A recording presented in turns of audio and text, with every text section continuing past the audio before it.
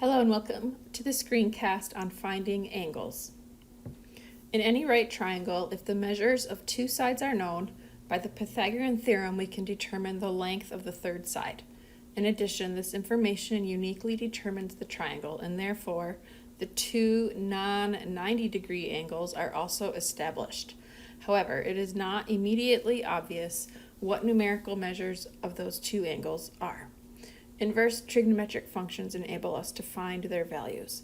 For instance, in a right triangle where one leg has length square root 3 and the hypotenuse has length 2, this tells us that for the angle theta adjacent to the known leg, the cosine of theta equals square root 3 divided by 2, since the cosine of an angle is the ratio of the adjacent leg to the hypotenuse.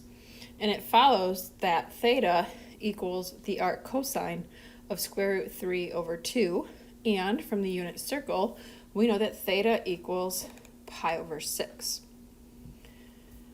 But even when the angle does not involve one of the 16 special points from the unit circle, inverse trigonometric functions and computational devices enable us to find the numerical measure of the angle.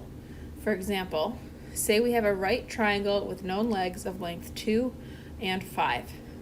For the angle alpha opposite the shorter leg, we know that the tangent of alpha equals 2 divided by 5. And using the arctangent function, it is equivalently true that alpha equals the arctangent of 2/5. And from a computational device, alpha is approximately 0.3805 radians.